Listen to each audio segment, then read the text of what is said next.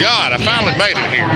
But here with the Beloved Wife unit, they got the 200 fixing to kick off right now. They got the Superbikes up on pit row. They're gridded up. They're just getting all the stuff off the pit row and everything where they can line them up and drop the green flag, and we're going to go racing. Some unfinished business and not finishing the race last year. He's looking to. So wandering around in the pits a little bit while we were, waiting on the 200 to get geared up.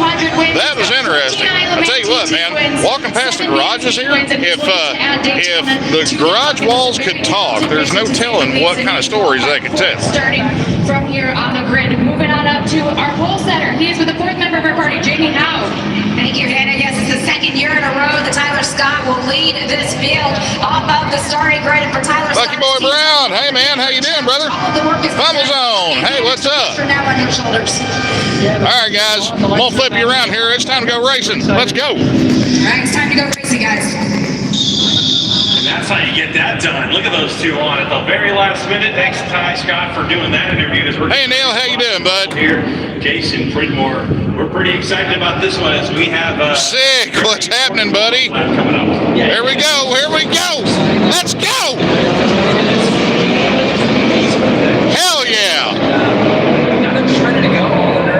Man, that'll make you firm up in some very awkward spots in public. At least it was like that for me. I get the warm-up lap stop, started getting my thoughts, and just. I wish I had a little bit better view of turn one in the infield from here on the upper deck, but I thought being here at the flag stand is where we needed to be with this. Different than anywhere else we go. That first one down to the International Horseshoe turn 3 is an important one, but getting up on that banking and going down into the chicane, turn 9 and 10 on that first lap, it's going to be important. Man, those guys are flying. I mean, I know everybody runs tire warmers and whatnot, but still, man, hooning that thing into a corner like that at that kind of speed on the first lap before you've even got them scuffed good and got a little bit of heat into them, that takes some grande huevos, y'all. It's got to be pretty exciting to see how this race unfolds on itself. And of course, we had 2 qualifying sessions into the top 12. Here we go. We're going up on the banks. Scott, who goes the fastest with Josh Aaron and Brandon Posh on the front row. Then we got Peter Hickman. Damn, dude.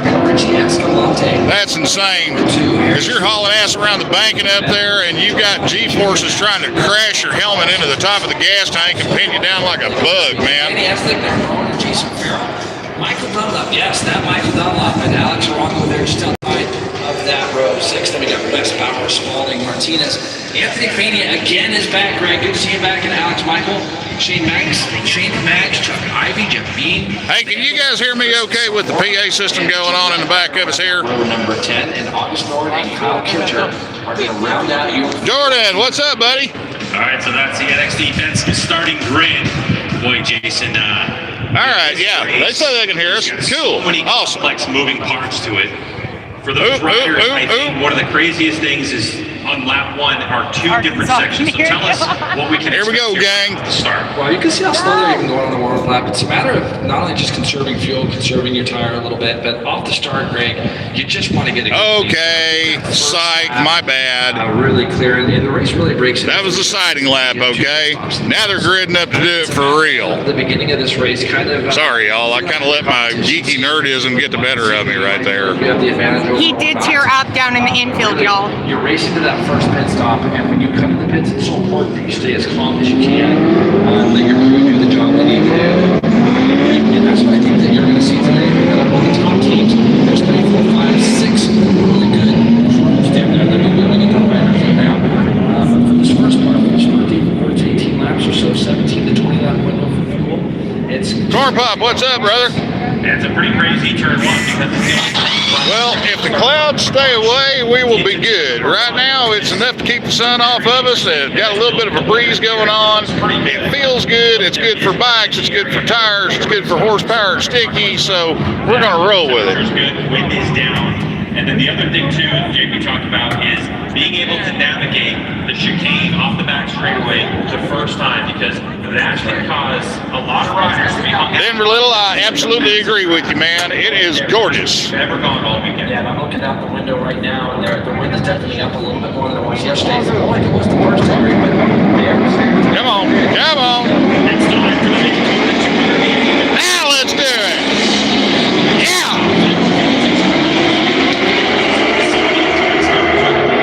Now that is what you call a combination of absolute chaos us and poetry in motion right there, guys. Well, he jumped himself into second really, really early. A lot of Dyson shoving around going here in the back of the Hey, Julie, how you doing? Turn one, now it's that first run down to the International Horseshoe, Greg. And looks like everybody's going to roll right through here pretty clean as well. Oh, had a little mix up there. Looked like Chris Sabora possibly, but he's all good.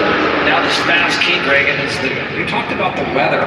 If we have a system coming in here, that can definitely get the wind swirling around. So Extreme backgammon, yeah. This is a good day for racing, man. The sky is. You got just enough sunlight to keep the track temp up enough to where you don't have to worry about the tires cold tearing, but on the same page, it keeps the track temp down enough to where it doesn't overwork them and make them go off and go greasy. That's going to make for some good racing. And who is going to use the draft? Who wants to take over the lead? So here we go. We know that Right now, we got everybody playing follow the leader up on the bank. Oh man, we already got a couple of guys trying to break out of it and make a space. Hell yeah. It may be a 200-mile race, but they don't give a damn. They are going for broke here. Brandon Potts, number 96, is going to take the spot under braking. Ty Scott in second, and there's Josh Heron in third, and is that Hickman in fourth place. And you can see, Greg, how big that group is still at the front of this field. Hey, Adam, I appreciate that, brother. 14 Really, I do. Everybody right now, all you got to try to make sure that you don't do is mess yourself up to the point where you create gaps, because sometimes those gaps can be difficult to get back through. I'm talking to Danny Oh, earlier. trains are coming. Here's the view you want. Yeah, hell yeah. Oh yeah.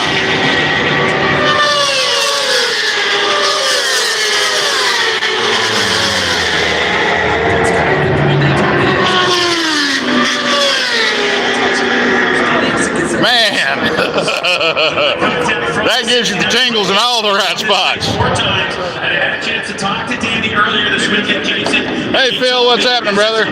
It's the 20th anniversary of the first time he's run the Daytona 200, and this will be his last. So he is looking to cement his name with some of the best as we take a look at the little bit of contact coming out of turn number 1. So all eyes on Danny Essen, because he now has that extra bit of motivation behind him while racing the Daytona 200. He wants to win the last time he's ever going to race. Yeah, well, we all say that. So I think if he wins, we might see him come back. Here we go again.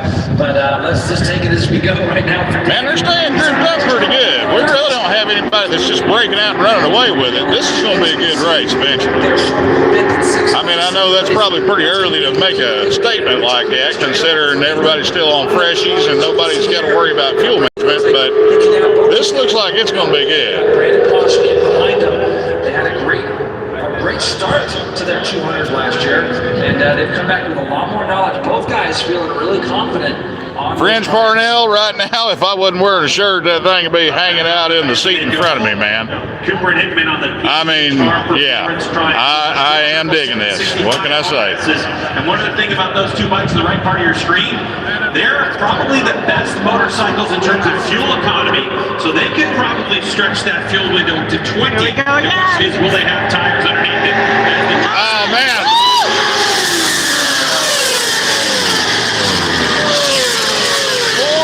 Coming up the stripe on the second lap. We definitely got a group that's broke up.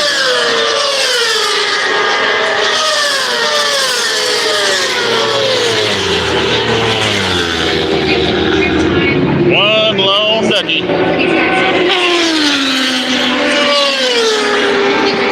Daytona's the exception to that, so race will halt if it starts to rain at a certain point today. So it's crucial for these guys to push as hard as they can, as early as they can, because if we do stop and restart, they're going to need to maximize on that position. The lady in the announcer's booth is blaspheming heavily right now. She's talking about this evil thing called rain, and we're not going to embrace that kind of negative thought process. I ain't going to do it. On lap number 2, we expect that time to continue to drop, because you have the fuel load starting to drop with each lap, but then you have tire wear as well. So yeah, but right now it's pretty busy still at the front of the pack. Like I said, it's going to be like this for Who we got here? 16, 18 laps. And you just want to be able to put yourself into a spot so when you get ready to come in. This is a big damn track. Yeah. I'm sure together. You talked to the team that Richard Cooper and Peter Hickman are on. They're going to they're going to have to come in at separate Yeah, if you go around the outside of the NASCAR course, it's right at 2.5 miles. Guys, I had a chance to talk to this morning are Matt and Harry Trulip, also from England. Last time they were here great 2 years ago in our sixes. Right now they're running 8th. Tight corner. Was Harry the last time they came through. Now you got to get down low coming off the Ford. That way you get decent drive coming into the tri-oval. On GSXR 750s this year, they are 62.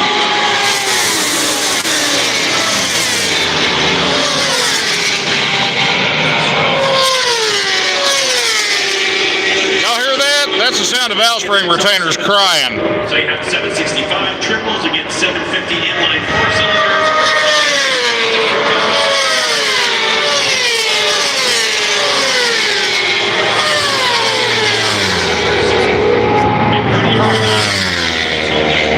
We expect multiple lead changes, at least been 9 lead changes since we started. I would love to spend some meaningful time on the inside of one of these motors, but there ain't no way in hell they'd let me into that pit stall. So, on this lap, he was 8th coming across the line. He just came in right now. You can see him there in the white, Greg, and he's dropped back an awful long way. He doesn't want to lose too much contact with this lead group, but he's coming into your shot right this second. There's Brandon right now, so we're going to keep an eye on him. Julie, we've got a good view. We don't see anything. It does seem like it's moving around a little bit more. Shelby, what's up, brother? But like you said at the beginning of the show, he played it pretty cool here a few years back when he won this race, and he might feel like he has the bike. James, this is the superbike class, dude. But he's kind of going back a little bit too far right now. King of the Baggers comes up after these guys go off, but this is the 200-miler. Winner of this race back in 21 and 22. One of the things that Brandon is certainly aware of is the fact that this is an endurance race. It's all about being there at the end of the race, even though he was able to start there on the front row. One of the things Way over there in 3 and 4. 57 laps is a lot. It's going to get exhausting. The heat is now out. It's humid outside. So for him, he wanted to conserve just a little bit, but keep himself close enough to the front that he can really fight for it when we get to the end. Hey, Shelby, turn your sound up, brother. Do it now.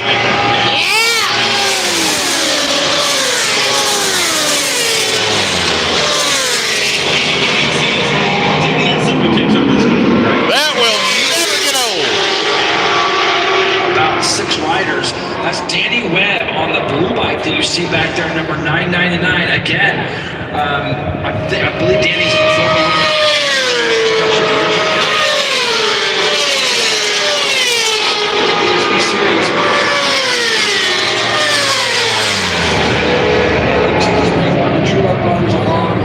So very difficult to make back up. So you can see there right now, just getting back on the back of this race.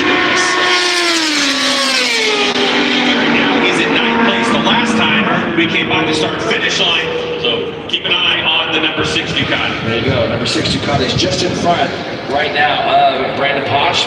Brandon doing a little bit of a recovery job here, but he's not that far. You know, they'd probably have an armed guard stop me at the gate if I ever got a wild hair on my ass to even remotely attempt something like this. But you know what? Both of those M4 One flying lap. are visual Suzuki bikes. No bullshit. 3rd and 4th at the moment. No holding back.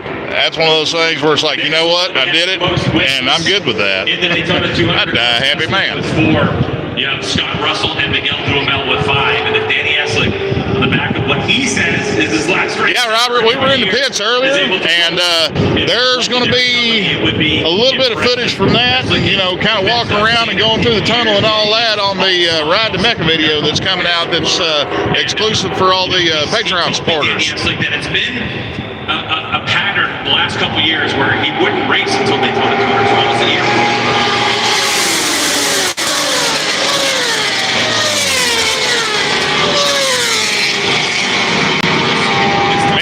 Valve Springs crying on that one bike. I don't know who it was.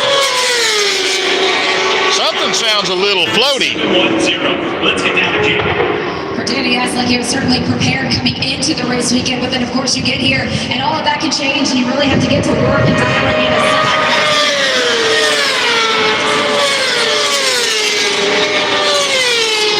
Yeah, they're getting strung out now. You can definitely tell who the fast crowd is here today. Different spring package for him this time around as well, so they've had to take through all of that to see Danny running out. Yeah, Jordan, they did a great lap, and they actually actually did it earlier today after the hooligan races wrapped up. I wasn't able to do it. Honestly, I didn't even think to look into it before we got down here. But when we make the pilgrimage next year, oh, you bet your ass we're going to be out there, brother. And who knows, I may bring Cletus with me because it's a little bit more of a appropriate tool for the venue. 56.8 is the fastest first split that we have seen in the race. So Heron has taken to the front. Now it's going to be a matter of trying to just splinter these guys apart. They don't want to let him keep leading down through turn one, because I think Heron's bike looked pretty damn solid this weekend through the infield. As you see now, Escalante, he probably gets a sense of what he feels too, of seeing him, seeing Josh Heron run up to the front. Now the two M4 bikes side by side on the banking, and they really want to try to get into that single file line so they can try to draft up to the two in front of them. It's going to be Richard. Yeah, they're stretching out now. Right behind Heron.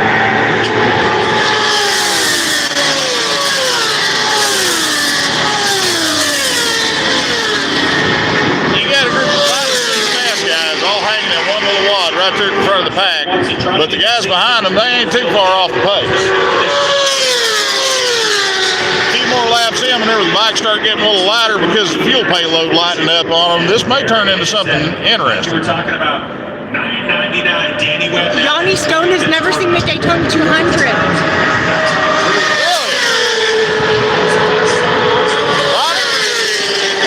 I would encourage you, if this is your first Daytona 200, get off of my live stream and go look it up somewhere on MotoAmerica.com, or see if you can find it on ESPN or something like that. Because those guys have a way better camera budget than me, and they're far more talented. But I appreciate the hell out of you sharing that with me and spending it here with us on the channel, brother. This is my first Daytona 200 in the flesh, and I got to tell you, I am just happier than hell about it.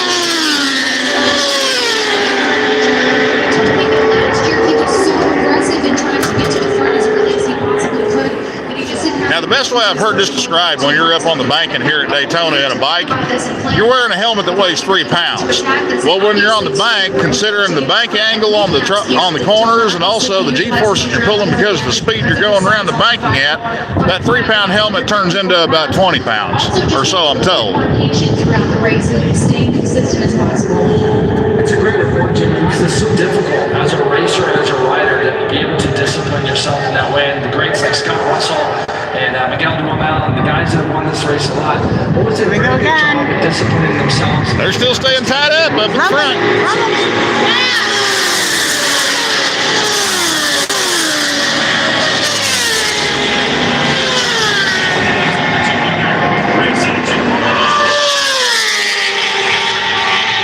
Hey, Flip, how you doing, man? Welcome in, dude.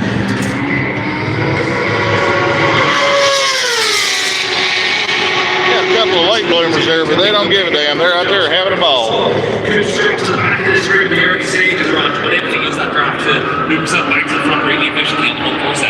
and he really did it good patiently, too. He got really bad. Yeah, no kidding, Robert.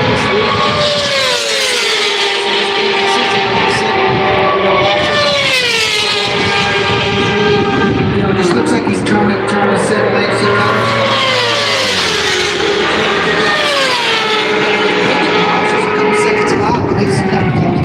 the start of this lap it was 1.8 seconds between Blake and Dunlop. You can see there on the number 6 Ducati at the back of the group.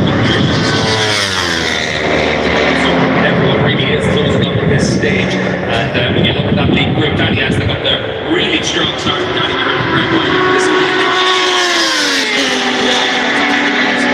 in this same thing as his last 200, and man, you never count him out at Daytona. It comes here, it looks kind of, didn't even make the top. You know, from the distance here, it don't look like they're going all that fast down that back straightaway, but I can promise you, they are hauling ass. It's just, it's a long damn way away. This lap of the race at 49.5, so you can see all these guys got our t-shirt worn today. Oh yeah, yeah. My Swamp 8, my patriotic Swamp 8 with UFO shirt let me down today because the wife here got far more compliments on hers than mine.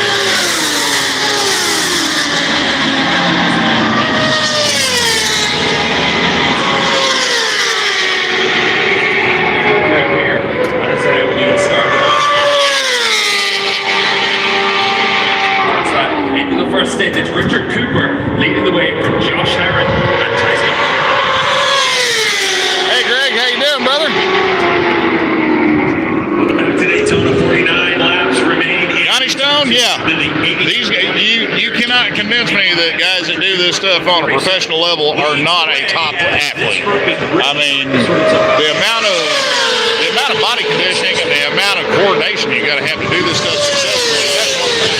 But just the physical fitness level to be able to do a 200-miler like this, or even if you're one of the special breed of wingnut that do the 4 and 8 hour endurance races with AMA, you know, I mean, that's something. That's work, dude. Drafting and redrafting off each other and just keeping themselves in that good spot. Spoke with them, if you remember watching our qualifying show a couple days ago. Love you, brother. Have fun, Shelby. I'll talk to you when we get home, man. And Buck, yeah, there may be one or two scattered about somewhere here on the premises, and that's all I'm going to say, so as not to incriminate myself.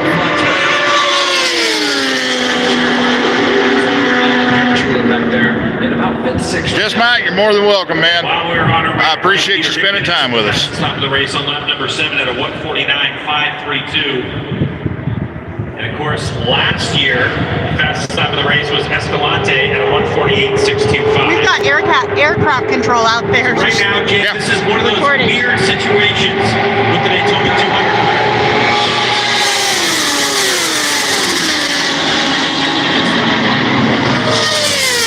Jesus, that sounds good.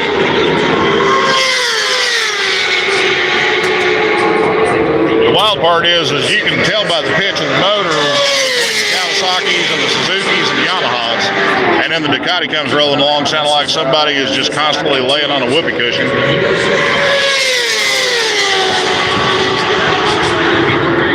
first 2 guys, 3 guys that are just breaking away from Danny Essex a little bit. You can see that gap again for Herron. He's got his head down. I'll be keeping an eye on this first split as he gets into the second horse. It's just a little bit hot. Is it really going to affect him too bad?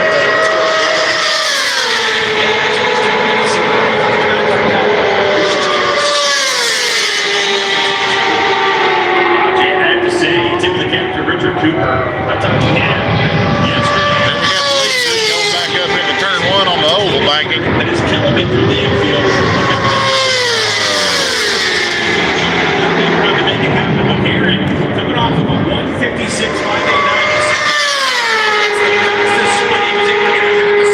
On Richard Cooper. But now it's all about that draft and pass as now with John Sherry Suzuki, who takes over second from Richard Cooper as they close the gap on Herring. Now the one thing to keep in mind too is that in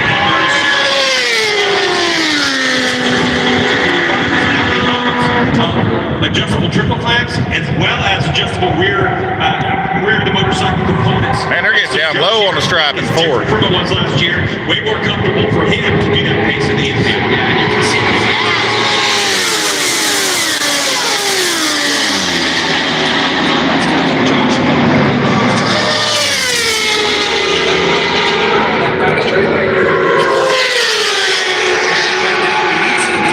He does a minute 49.6 this time. You're going to see the front end of his bike just doing it. He's going to get a second chance here as he comes off of his personal best lap rating. So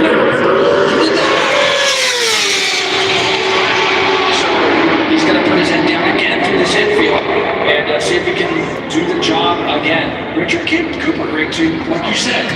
It seems like he's really found a way to kind of manage that gap in the infield. Yanni, it's not a question of loud or quiet. It's the sounds of right and wrong. And then you got the sounds of righteousness whenever the whole damn pack comes to buy down here at the stripe. 56.4 that time for Josh Hanson. Splits in the first split. And extreme backgammon, yeah, you're pretty much nailing it right there. It vibrates body parts, but it's in a good way. He's 57.3. He was almost a full second quicker in that first split. so John Sherry is trying to make it. Still 50 laps away. We have 46 and a half laps to go here in the Daytona 200. Man, that ducky is way off pace there. Side by side to Suzuki, some tight stuff.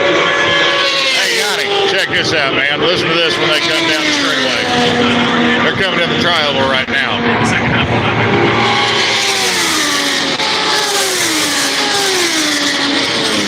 Those are the right kinds of sounds.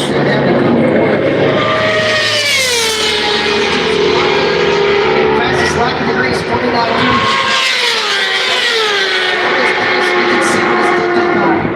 Yeah, Jordan, that's his ducky. Yellow plate at 54.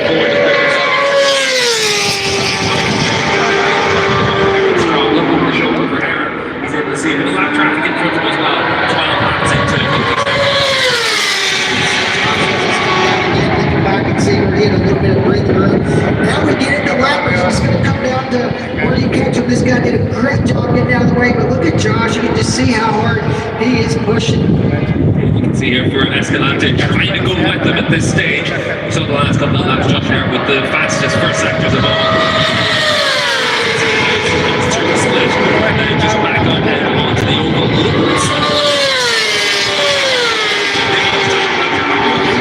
Looks like we got a group of threes pulling out away from everybody else. Quicker than Tyler Scott. I ain't gonna say this is gonna be a runaway, but it's got the air marks on it. You can see it there in the gap, and also traffic on the way. Looks like Richard Cooper's all set. And Tyler Scott. Jordan, I'm not entirely sure, man. Have to give up a spot for that, and that's just going to let the gap go.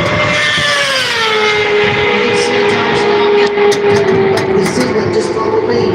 Just follow me. Watch here coming off of 4, coming down into the tri-oval. Racing continues with about 45 minutes. Y'all see the gap opening up there?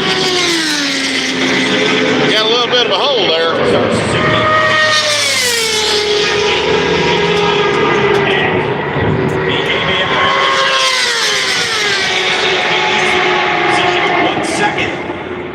Slow down, so they're going to be taking a look at that and see if there's And justice for all, hey, thanks for hanging out with us, man.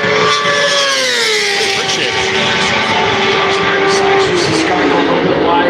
He's able to use a little bit of that runoff there. They came up out of that ball.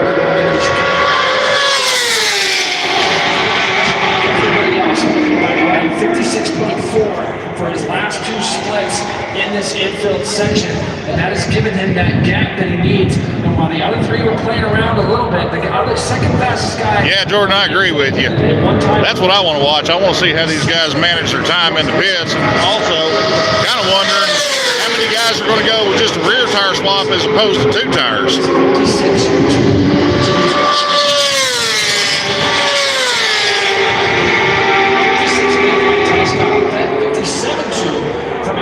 So he was still second quicker than Escalante in that first split. And he's doing it comfortably in the sense that he said last year he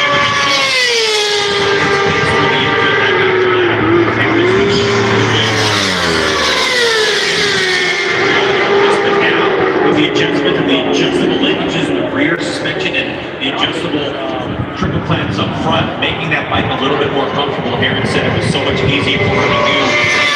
Right now on the push, 56.2, as Jason mentioned, the fastest section.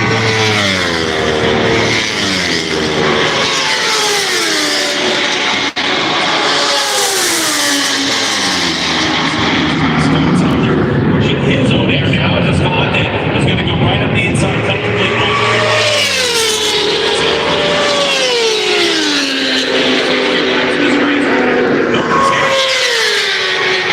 Tell you what, guys, right now the race to watch is the race from 4th to 8th, because those guys are staying in one little wad. That's the best feeling in the world. And also, see where these guys get back markers is also going to be another giant key to the success.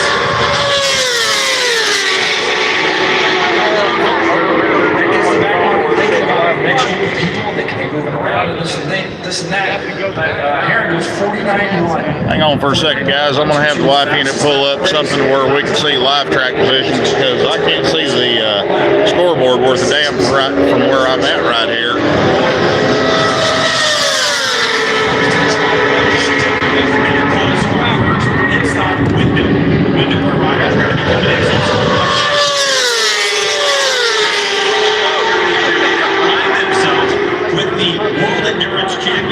They got them diving down into the chicane back here on the back. back straightaway. I mean, I get the point of having a chicane back there on the back straight, but man, it would be awesome just to see what kind of speeds these guys can actually run at. Run, just head down, hammer down on the throttle, try to get underneath the paint as best you can. So pit stops are going to be longer than they were last year because of the order of operations of how things happen.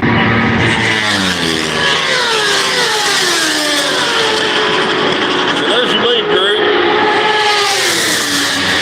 And there's the second group. Like I said, that race from 4th to 10th is the one to watch right now.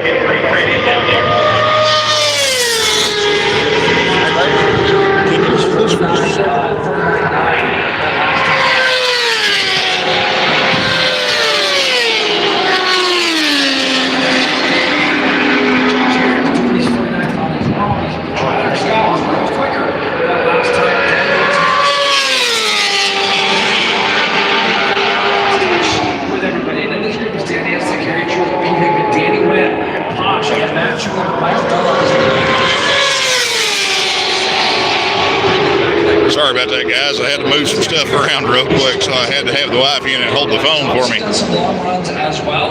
Ty Scott is doing everything right now to try to catch him as Aaron continues to pack on the pressure in that infield section with another red sector at 56.2. So there's your leaders. It's already gone up on the bank going into turn 2, and then we got that water 6-7 bikes right behind them. Those guys are staying tight together and duking it out there. Good news from race control. No further action for Tyler Scott.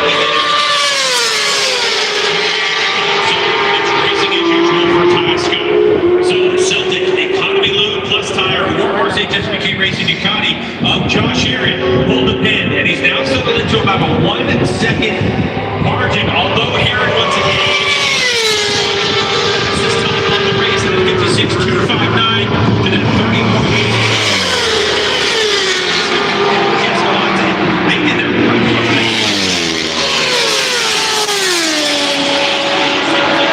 is now at those 49.1 for Aaron, 49.5.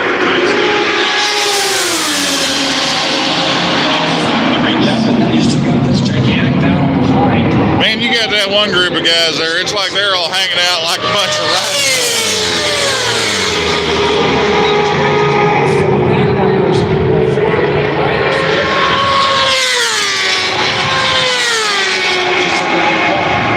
Watching these guys running around together, they're going to be seeing the leaders just kind of disperse. Hey, Shepsy, how you doing, man? So this is the back markers that I saw these guys catching. Oh, you paid for okay, yeah, so you get the good view and then you get my view. Sorry, brother. I'm doing what I can here.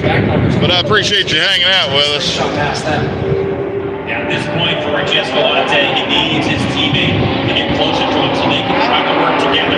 And Scott goes high around the 16. He's going to get a nice little slingshot, and then Escalante.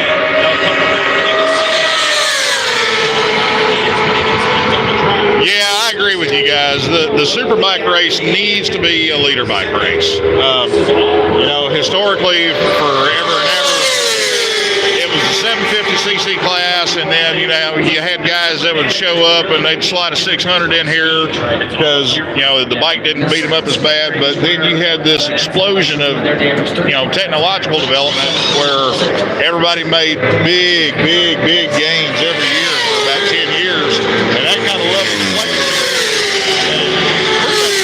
The advantage the 600 had over the 750.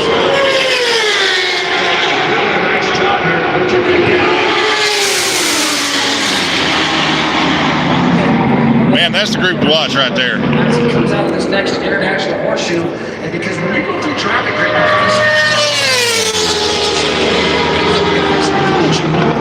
probably be back there. Yeah, there it is. There's a look back. Uh-oh. We got somebody coming in the pit road. The window has started to open on lap 17. And I would expect to see this next lap or maybe the next one.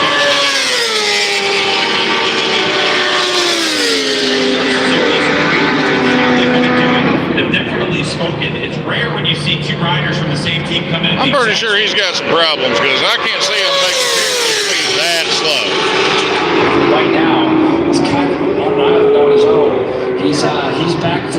is now 1.8 seconds behind Escalante, 2.5 seconds off of the lead. Now, Escalante drops. Oh, no, they're changing him. Now, these guys literally just don't need to mess with these. Hey, does anybody know what the speed limit on pit row is set at for this race? Because that looked like agonizingly slow.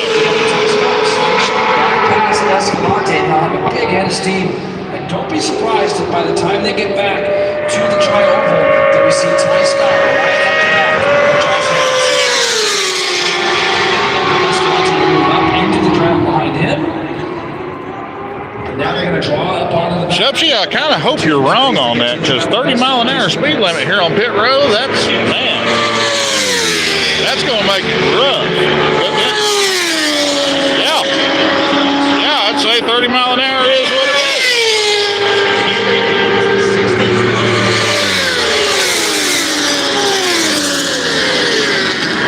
So basically, with the way these bikes are geared to race at this track, you idle in first gear down pit row. Got it. Very specific on how you get there.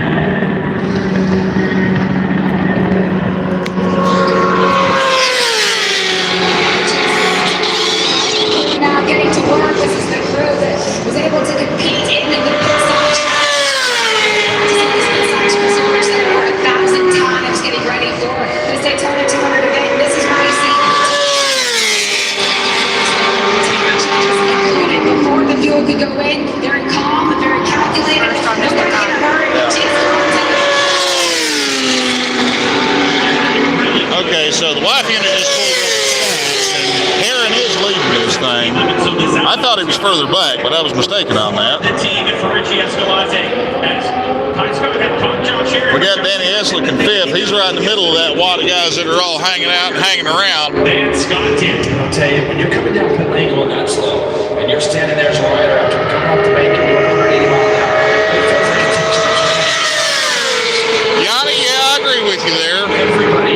So you want to make sure not to Well, let's just say after some spirited commuting across the Howard Franklin Bridge, whenever you get into downtown Tampa, that feels like it's a crawl. the yellow line. Ty Scott continues on for the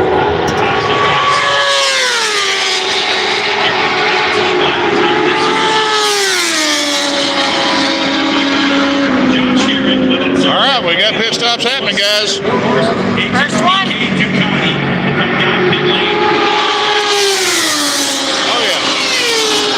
Oh, yeah. Everybody's trying, all the fast guys are trying to exploit the same pit window here.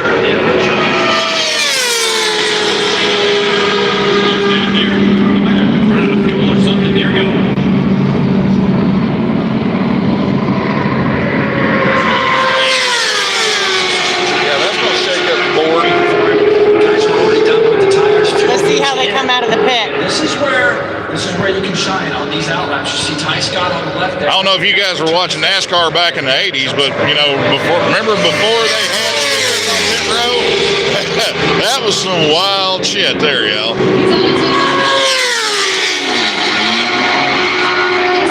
Cool and collected during that stop. Really efficient pit stop on the team, and they told me they need some Tyler Scott.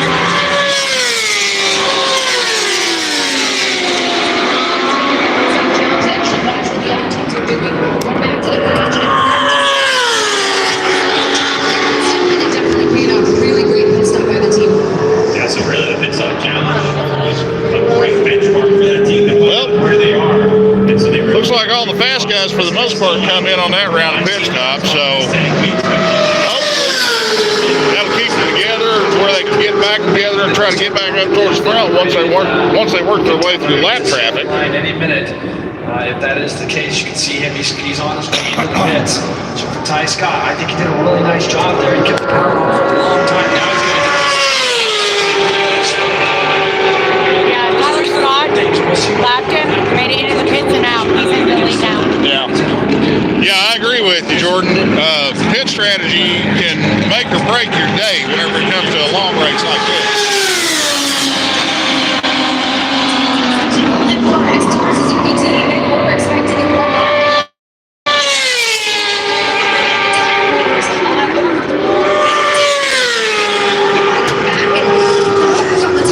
So just a little bit out of the routine of what they would have liked, but this team, they've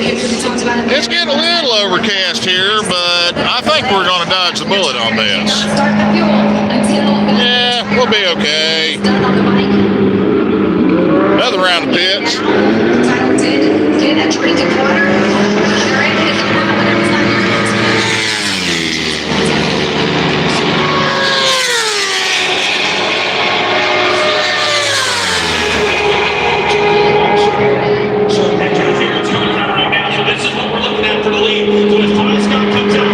Oh, Brother Buck, I didn't know you were sitting on the road, man.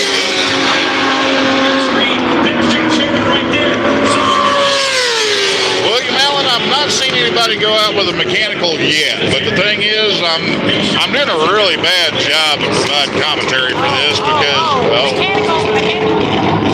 no, that's a speed limiter. Scott, their teams did their best job getting it in.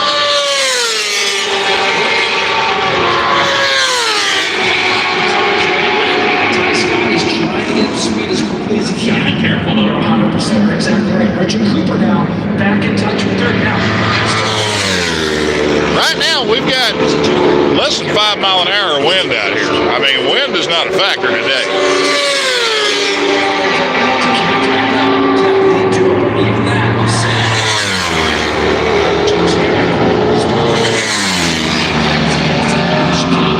Everything about Daytona when you're coming out of the pits too, Joel, is that those tires get up to speed awfully fast with all the friction on the banking. So it's got some Careful. BC riders. The man with the white hat's going to look at you real hard. So caution in the pits. Here it comes. You can see the dual pit stops right now. Again, the rule is you can get in, you got to do the tires, you got to do the work before you do the fuel. Once all that stuff is done, you see the fuel hanging up on the right, up back to the right, back to the left. Now once the crew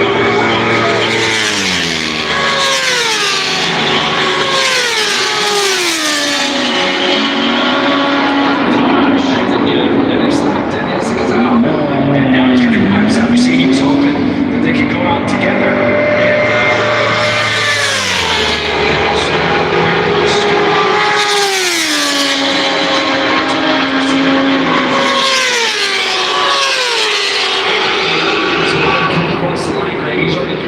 Look, I hope it works out for you, Bubba, and I hope you get back on the road soon because I know you just come out of the shop a few days ago. That's got to suck, man. As this race starts to sort itself out, this is the second version of the Daytona 200. Who was able to get in and out of the pits?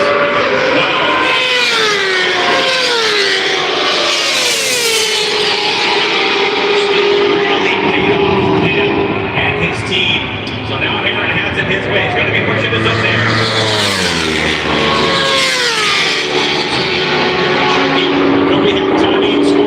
William Allen, I remember that sales pitch. Yes, sir, I do. We still have 36 and a half left.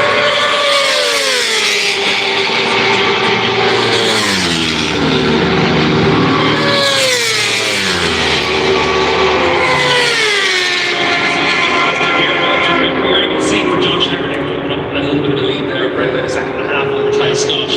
Pit stops, I've already seen it there. The lead group is shaking out. Yeah, and really all four of the top four guys Man, that's got to be a damn lonely spot on the racetrack whenever you ain't got anybody inside in front of you, and the only person you got to keep for your company is the voice in your head.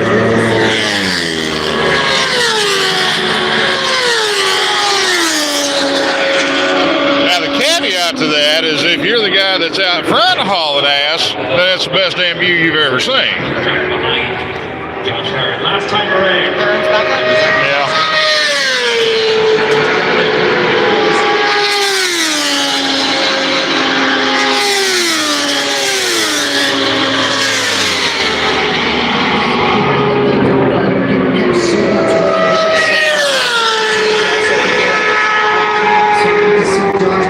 He's small, it's hard to get behind that bubble. Richard Cooper last lap did his lap already, so he's really turned the laps on there to Rich Escalante, and those two guys are trying to chase down Josh Evans.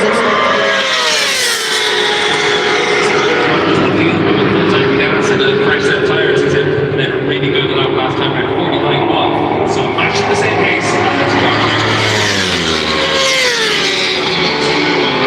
Man, this is so spread out right now, I'm kind of having a hard time figuring out where I need to look at on the racetrack.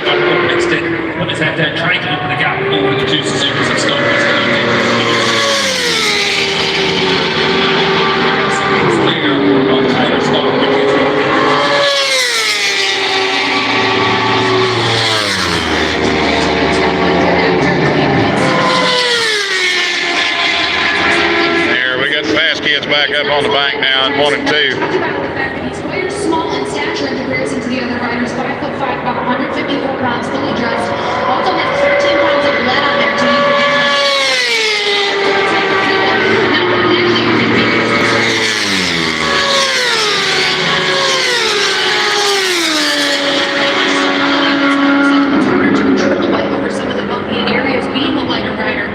Such a challenge, so definitely being his size has its positives and negatives, but right now he is in good shape. Yeah, he's definitely in good shape. Of course, his teammate is Peter Hickman, who's larger in stature.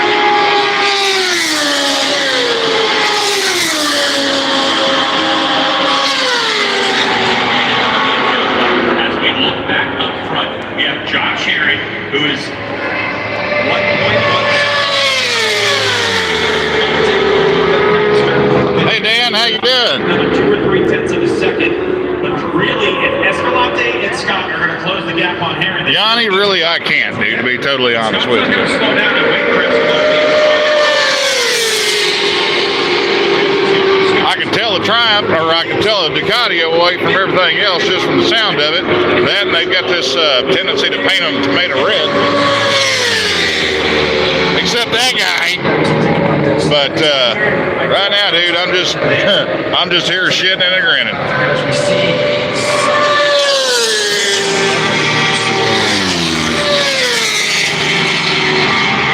Gas there, pushing it on the infield, but what Harris doing every lap, it's like he's trying to do it. 56 flat from Richie Escalante's 56. Yep, that's a ducky. That time through though.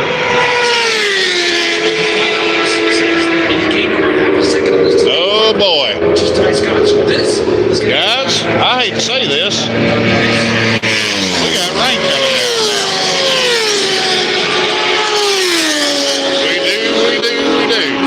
So this might get interesting. Richie Escalante, Herring goes 1:48.872. So Herring just set his best lap of the race, but Escalante went even better and set the fastest time of the race so far. Now, it's just barely sprinkling, but it's sprinkling. 6.5. So he's clawed back a little bit of time.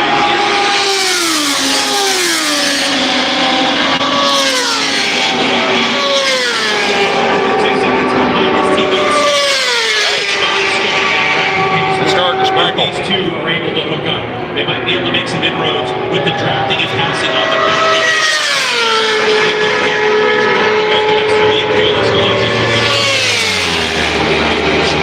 still done. You come back in after you're better right for 17, 18 miles.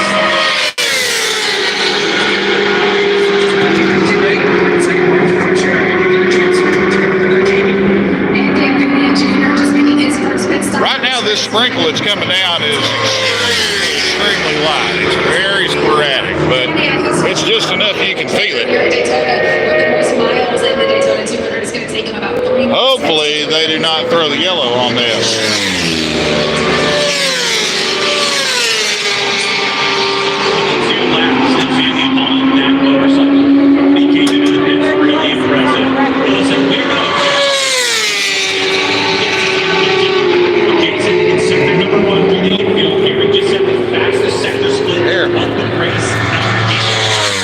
Oh boy, that light sprinkle ain't so light no more.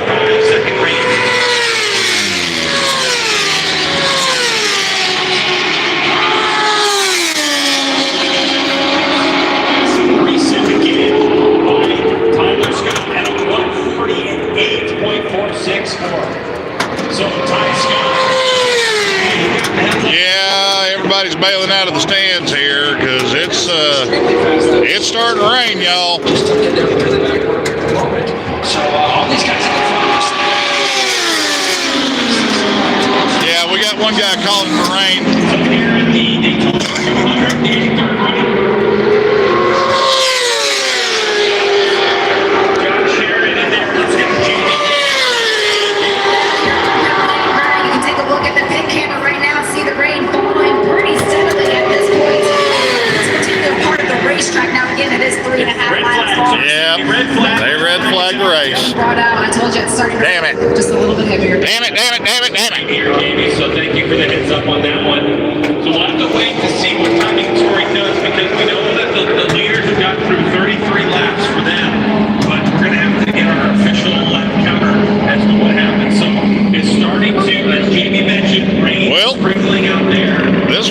anticlimactic. We do not race in the rain. Of course, these riders, if you're just watching us for the first time, out there on slick tires. Oh well, shit happens.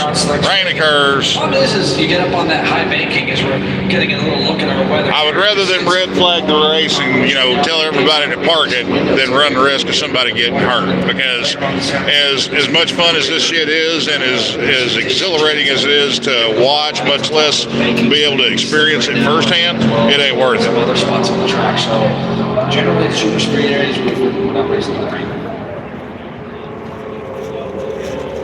I believe they said. Making his way around the racetrack, and he'll be coming into pit lane. I believe they officially called that 32 laps is what I was hearing.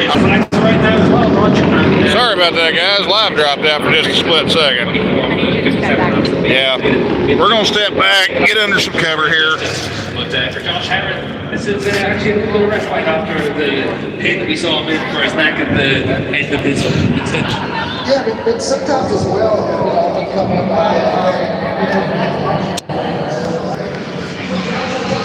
This weather is horrible for my hair.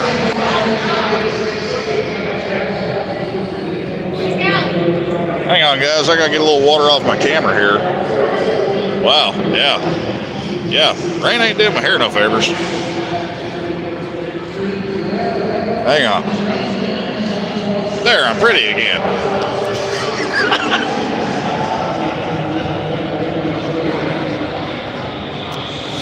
Yep. Well, guys, while we are waiting on the official word whether they're going to call this a race or if they're going to ride it out and see if they're going to restart it, what do you guys want to talk about? Because I ain't got a clue. I'm just kind of like, this was cool. This is fun. It sucked that it rained, but I'm still having a hell of a good time. Being able to walk around down in the pits and, see guys doing the last minute thrash out in the garage and everything, see all the stuff that I'm used to seeing on the daily, but seeing these guys do it, in battlefield conditions more or less, that's awesome.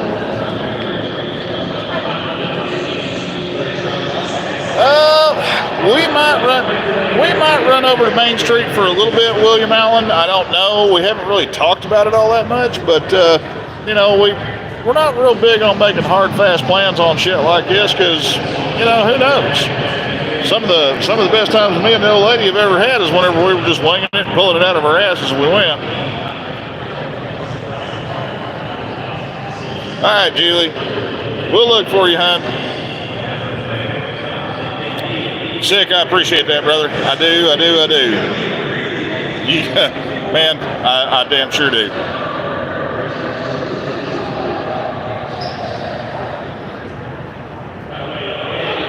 Yeah, Shepsy, that's cool, man. I did track days on a 250 Ninja. We raced clubman class in Formula 3 lightweight on an RZ 350 for about a year and a half. Didn't have much budget, didn't have much time to do it, and basically I was a rolling roadblock more than anything. But while I was out there, dude, I was in warp speed with my head down, strapped to the nose of a bullet, and it was an absolute fucking blast.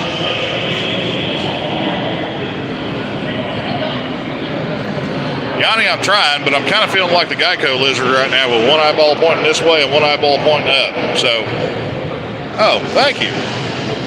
Beloved wife unit saving my ass. As always. Yeah, I'm still cross-eyed as shit. That hurts.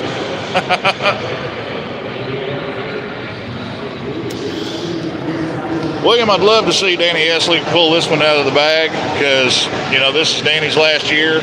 I've watched that dude race for a long time, man, and I mean, dude's got some natural talent to him, that's for damn sure. Hey, Dan, back to work, brother. It's all good, man. I appreciate you stopping in to hang out with us.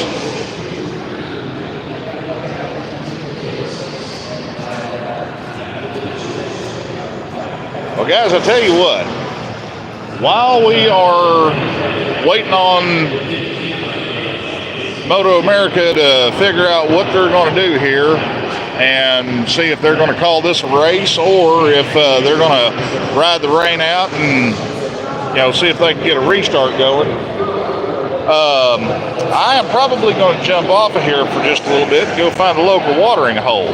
Now, in the meantime, I got some homework I got to do because we've been taking a hell of a lot of pictures and video and stuff like that on the ride out here and the ride around. And there's a story. There's an untold horror story about our hotel, and it's not that bad, but it's not that great. But looking at it big picture, years from now, I'm going to look back on this moment and laugh. Years from now, the wife unit's going to look back on this moment and be absolutely horrified, just like she has been since we got into it last night. I have been tortured, y'all. Oh, it's not that bad.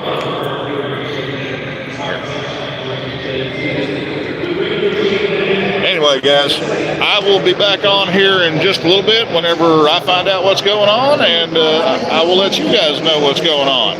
But y'all will probably already know what's going on because y'all got way better cameramen and everything than what I am because y'all have a TV and stuff.